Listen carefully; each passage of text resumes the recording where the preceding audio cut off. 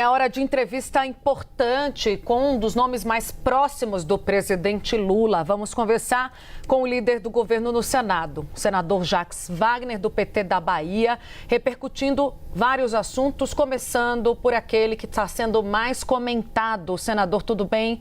Bem-vindo mais uma vez ao Bastidores CNN. Eu falo da indicação do AGU Jorge Messias à vaga de Luiz Roberto Barroso no Supremo Tribunal Federal. O presidente Lula está fechado com o AGU. Será mesmo Jorge Messias o indicado à vaga de Luiz Roberto Barroso? Alguma chance do presidente repensar essa indicação, líder? Bom, boa tarde, Tainá, boa tarde, Uribe, boa tarde a todos vocês que nos acompanham pelos bastidores CNN. Vocês só fazem pergunta difícil. Bom, eu tive com o presidente hoje pela manhã, no café da manhã.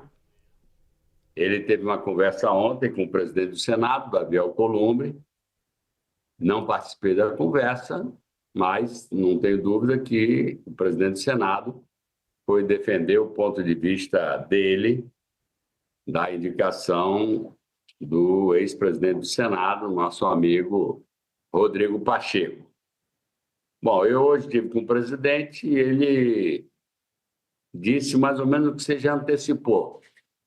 Ele achou que não ficava bem ele indicar o nome para o Supremo e viajar por uma semana para a Indonésia, para a Malásia, com a perspectiva do encontro com o presidente americano.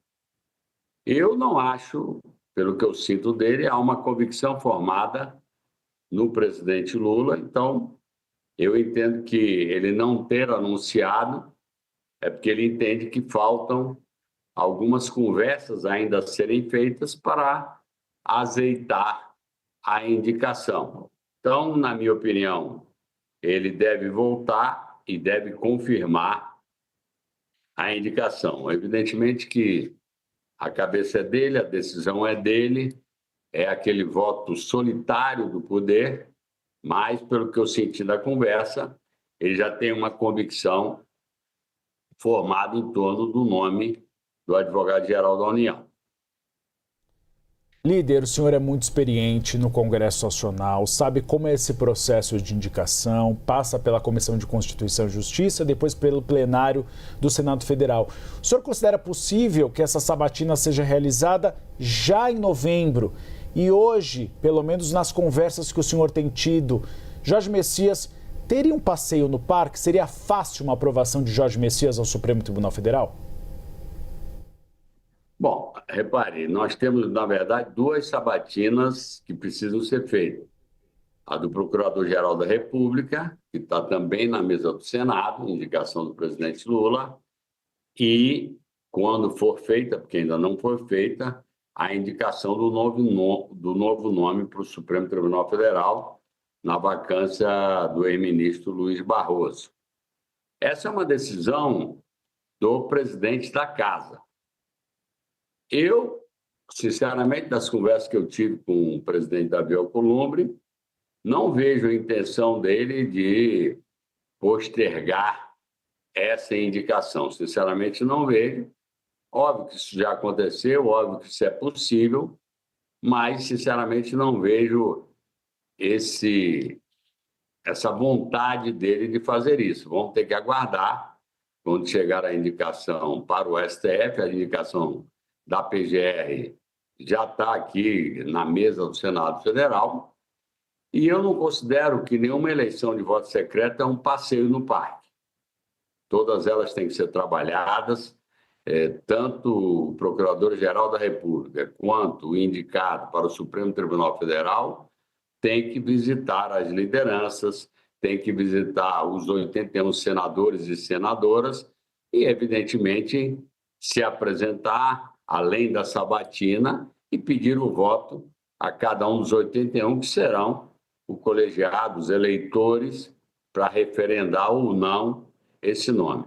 A tradição da Casa não é rejeitar a indicação do presidente da República. Eu até fico muito à vontade nesse quesito, porque quando eu fui oposição ao ex-presidente Bolsonaro, duas indicações dele, eu posso lhe garantir, apesar de que o voto é secreto, nunca é 100% que eu vou falar, mas que a bancada do PT, respeitando a prerrogativa constitucional do presidente da República, sempre votaram a favor, seja do ministro Cássio Nunes Marques ou de André Mendonça.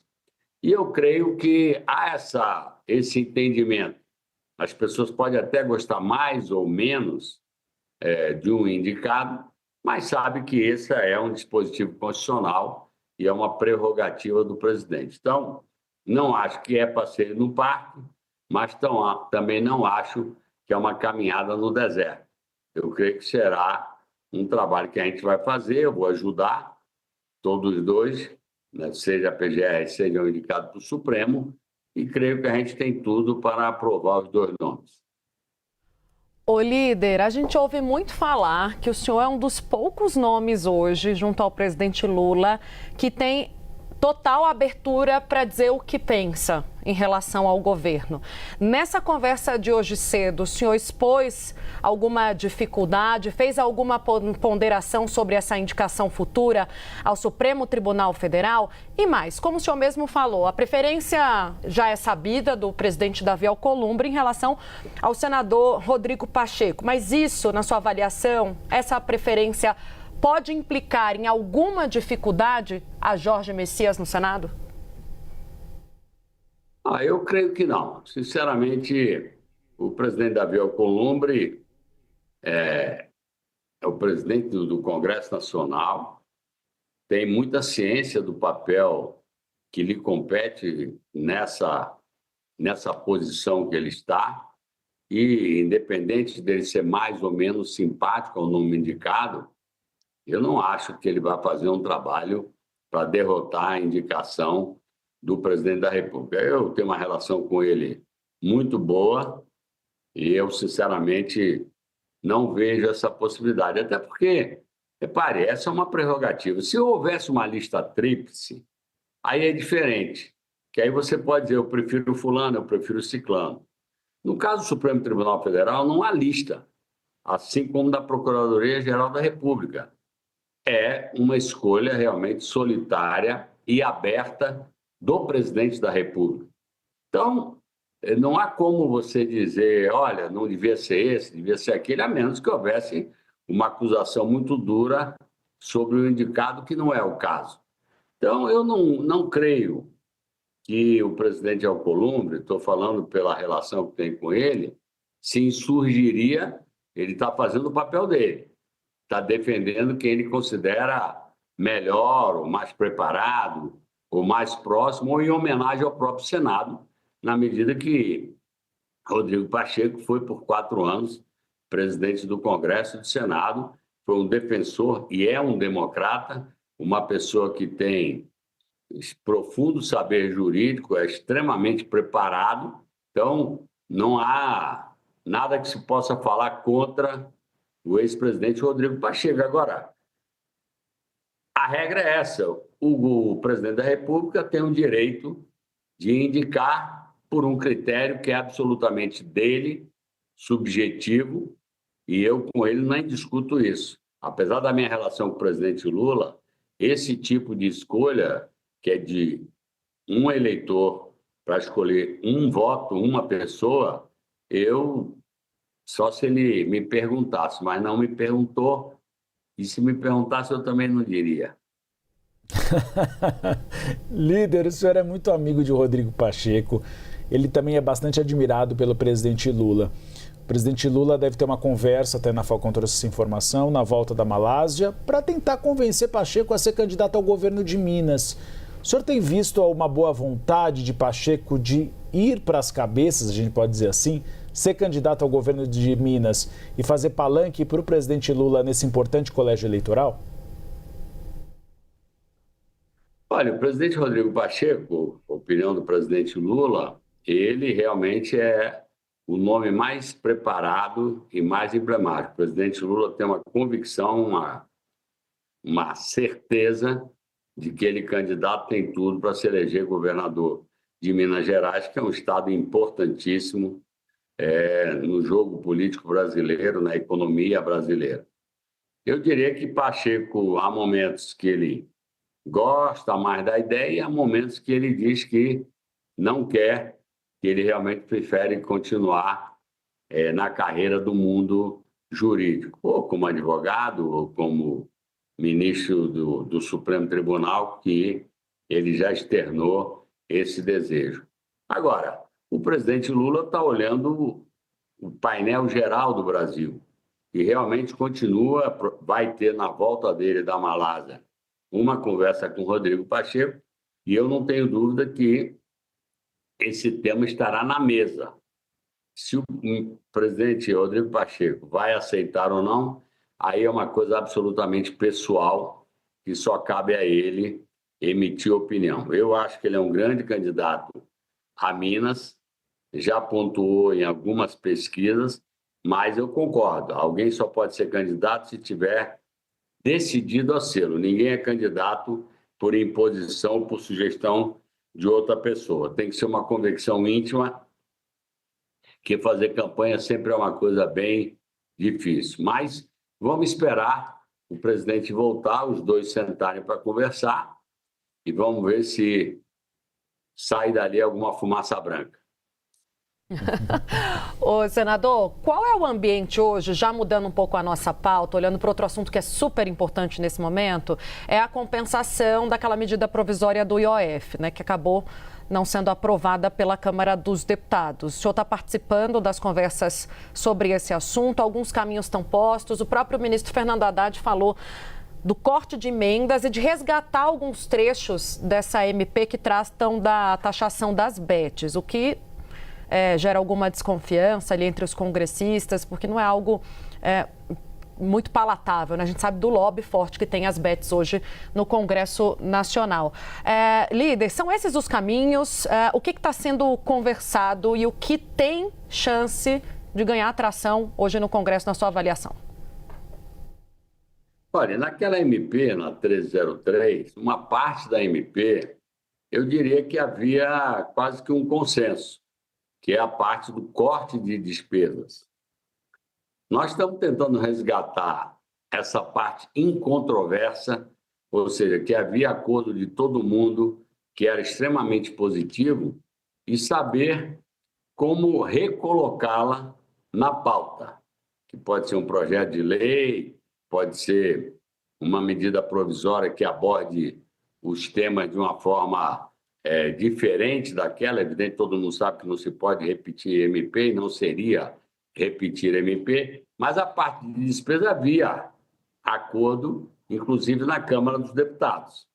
Então, esse material está sendo trabalhado pelo Ministério da Fazenda, pela Casa Civil. Seguramente, quando o presidente Lula voltar da Malásia, vai se bater um martelo em como resgatar ou recuperar o dinheiro, 25 bilhões, 30 bilhões que estavam na expectativa com a aprovação da medida provisória. Então, a equipe da Fazenda está debruçada sobre isso, procurando todos os caminhos possíveis, e, evidentemente, o caminho menos problemático, menos conflituoso com o Congresso Nacional, para poder apresentar. Não estou dizendo que tudo, mas, pelo menos, como eu lhe disse, essa parte da despesa em torno do que havia um acordo. O caminho menos conflituoso seria não cortar as emendas parlamentares, na visão do senhor? Não, repare, Uribe, as emendas parlamentares há uma regra. Se eu tiver que cortar orçamento, isso rebate em todo mundo. Não se trata nem de ameaça, longe da gente fazer ameaça. Eu estou dizendo o seguinte: há uma legislação aprovada pelo próprio Congresso em que, quando você tem algum problema orçamentário, você tem que fazer bloqueio de orçamento, contingenciamento, essa coisa pega todo mundo, inclusive as emendas. Pega o orçamento das pastas dos ministérios do governo federal, mas pega também, evidentemente, as emendas. Isso é colocado, acho que todo deputado e senador tem consciência disso. Evidentemente que nós estamos no ano pré-eleitoral, então todo mundo quer realizar nos seus estados, nos seus municípios, mas a lei é essa, a regra é essa. Então, por isso que eu acho que nós vamos fazer um esforço, inclusive a Câmara e o Senado, de tentar minimizar o gap que ficou, a diferença que ficou com a queda da 1303. É bom para o governo? É, e é bom para o Congresso também. Líder, o senhor se posicionou nas redes sociais, acho que foi na semana passada, se eu não me engano, falando do cenário na Bahia. Nós temos 3 candidatos, Ângelo Coronel, o senhor e Rui Costa. E o senhor disse que vão ter que ser escolhidos 2 para o Senado Federal. Como vai ser essa escolha? Os senhores pretendem fazer prévias partidárias ou vai ser na base do diálogo para definir quais serão os 2 candidatos da base aliada no estado da Bahia? Não, nós vamos conversar. Evidentemente, nós temos uma relação bem sólida, o PT com o PSD, com os outros partidos também da base. Eu falo do PSD, porque no caso nós estamos falando de um senador do PSD, no caso Ângelo Coronel. Eu coloquei esse problema até para a gente ir processando. Nós temos, como eu digo, um bom problema. 2 senadores, eu e Ângelo Coronel, que pleiteiam a reeleição, e o ministro da Casa Civil, Rui Costa, ex-governador, que se manteve no cargo até o final, exatamente para fazer uma transição que foi vitoriosa com a eleição de Jerônimo, tranquila. Ficou sem mandato, como eu fiquei lá atrás, a partir de 2015. Então, nós temos esse problema. 3 bons nomes para 2 vagas. Eu tenho convicção que no diálogo nós vamos achar o caminho, que não vai ser todo mundo 100% satisfeito, mas o caminho que as pessoas todas se sentam atendidas e que a gente mantenha a unidade de um grupo que já vamos completar 20 anos de governo na Bahia, todos os partidos da base crescendo, o PSD tem mais de 100 prefeituras e todos os outros partidos também crescendo. Então, eu acho que a inovação que nós introduzimos a partir de 2007, meu primeiro ano de governo, com muito mais abertura, muito mais diálogo com a imprensa, com os outros partidos políticos, com o Judiciário, com o Ministério Público, com a Assembleia Legislativa, eu acho que são ares, oxigenação de democracia que as pessoas gostam. Então, eu sinceramente tenho certeza que nós vamos achar caminho, e o caminho provavelmente a gente consegue construir a partir de dezembro desse ano, que foi a combinação que nós fizemos na base sob o comando do governador Jerônimo. Ótimo, já tem uma data então, né, para se acertarem. Senador, antes da gente se despedir, um assunto muito importante, a gente também está voltado para isso, é o encontro do presidente Lula, possível encontro dele com o presidente americano Donald Trump agora no domingo. O senhor esteve com ele, qual é o estado de espírito do presidente para conversar com o Donald Trump, tentar demovê-lo sobre a taxação, as tarifas impostas aos produtos brasileiros e as sanções às autoridades brasileiras? O senhor espera algo de prático dessa conversa? Eu creio que sim, porque já houve uma evolução. De um primeiro momento de muita tensão com o tarifaço e com a aplicação de regras, eu diria assim, restritivas a autoridades brasileiras. Na Assembleia Geral das Nações Unidas houve o tal clima que pintou entre os 2 presidentes. Depois houve o encontro do ministro Mauro Vieira com o seu correspondente americano e agora a previsão dessa conversa lá na Malásia. Eu senti do presidente Lula total disposição para uma conversa muito franca, para a gente trabalhar naquilo que interessa aos 2 países, a relação comercial, o respeito à independência de cada país. E eu, sinceramente, não tenho dúvida. O presidente Lula tem um estilo muito direto, o presidente Trump também tem um estilo muito direto, diz as coisas que pensam. Eu me lembro da relação do presidente Lula com o ex-presidente Bush dos Estados Unidos, que poderia parecer difícil e acabou havendo uma relação que eu considero que foram das melhores entre Brasil e Estados Unidos. Não há por que esses 2 países brigarem. São mais de 200 anos de relação, cada um com o seu tamanho, cada um com as suas convicções. O Brasil vai continuar pautando o respeito à autodeterminação dos povos, à autodeterminação de cada país, buscando sempre uma proposta de paz, porque a gente já tem guerra demais. Então, eu tenho uma expectativa, sinceramente, muito positiva do encontro dos dois, como foi positivo o encontro do presidente na sua primeira eleição com o ex-presidente Bush americano. Então, eu realmente tomei café com ele e ele está no estilo dele, com muito pique para sentar, fazer essa conversa, superar problemas e trazer proveitos para o Brasil e para os Estados Unidos.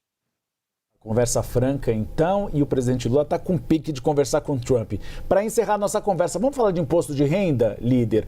A gente tem Renan Calheiros, agora com o projeto que estava na Câmara dos Deputados, já havia sido aprovado um outro projeto no Senado Federal. O senhor acredita em um consenso entre os dois projetos ou a configuração inicial do Senado Federal deve prevalecer nessa tramitação? Eu acho que não. Na minha opinião, a tendência é que o presidente da CAI, o presidente Renan Calheiros, que é o relator, hoje nós tivemos mais uma audiência pública sobre o tema, abordando a questão de estados e municípios, eventuais perdas com a questão do não pagamento de imposto de renda para as pessoas até R$5.000 e um rebatimento também até 7.300. Creio que a determinação do presidente Renan é de gastar, desde que ele foi indicado, entre 20 e 30 dias para chegar ao relatório final, e me parece que o objetivo, mesmo que hajam emendas de redação, ajustes que possam ser feitos, era de que a gente concluísse esse trabalho aqui no Senado, aprovando, indo para a sanção e dando a garantia a todos aqueles que ganham, a partir do ano que vem, que ganham até R$5.000, de estarem isentos de qualquer desconto de pagamento de imposto de renda e com a redução também para aqueles que têm até 7.300. Eu tenho sentido, nas audiências públicas, já participei de duas, que o espírito é muito de buscar uma conciliação de tal forma que a gente possa dar definitivamente essa boa notícia para a sociedade brasileira. Sempre haverá pontos que as pessoas têm dúvida, porque antes das coisas serem colocadas em prática, o município vai perder, o Estado vai perder, eu acho que vai ter que deixar rodar o sistema para aí poder aferir efetivamente as consequências, e já tem previsão, inclusive, em relação aos estados e municípios, de trimestralmente você ter uma recalibragem se houver efetiva perda por parte desses entes. Então, eu acho que a tendência é em torno do projeto que veio da Câmara e com eventuais ajustes que devam ser feitos pelo relator. Perfeito. Obrigada, líder, por essa conversa. Esse foi o senador Jacques Wagner, do PT da Bahia, também líder do governo no Senado Federal. Um bom trabalho. Até uma próxima. Obrigado a você, obrigado a vocês que nos acompanharam. Um abraço, boa semana. Obrigado, líder. Espaço sempre aberto para o senhor.